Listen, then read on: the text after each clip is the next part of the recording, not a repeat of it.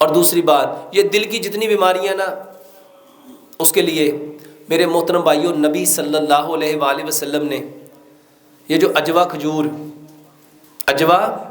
کھجور اس کو نا اس کی گٹلی سمیت کوٹ لو اور اس میں شہد ملا لو.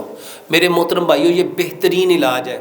اس کے ساتھ یہ جو میں اکثر بتاتا ہوں یہ ادرک کا رس، لہسن کا رس، سیب کا سرکہ، لیمن کا رس، یہ چاروں رس برابر مقدار میں لو، ایک ایک کپ. اس کو مٹی کے برتن میں چھان کے ڈالو، اس کو اتنا پکاؤ اتنا پکاؤ اتنا پکاؤ یہ 3 کپ رہ جائیں. 3 کپ اس میں شہد ملا لو اور صبح بھی دوپہر بھی شام بھی یہ جو کلونجی میتھی دانے کا پانی ہے 1 چائے کا چمچ اس میں ڈال کے صبح دوپہر شام پیو.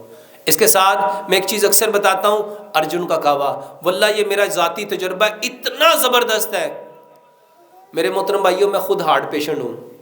98 میں میری پہلی سرجری ہوئی تھی اور ڈاکٹروں نے اس وقت کہا تھا کہ آپ کا جو دل ہے نا وہ 25% کام کرتا ہے. کب؟ 1998 میں.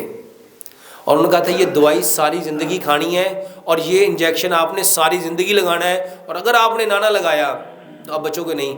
الحمدللہ میں آپ کے سامنے 2021 میں بیٹھا ہوا ہوں. ایک بار نہیں، 2 بار نہیں، 3 بار نہیں، میرے محترم بھائیوں 4 بار میری ہارٹ سرجری ہوئی ہے. یہ P T M C, angiography اور یہ تو پتہ نہیں جانے کتنی بار ہوئی ہے. ہاسپٹل میں مجھے اٹھا کے میرے گھر وہ لے کے جائیں تو جائیں، میں نہیں جاتا. میرے محترم بھائیوں ایک بات پکی یقین کے ساتھ میرے دل دماغ نے مان لی ہے کہ جو رات میں نے قبر میں جانا مجھے کوئی بچا سکتا،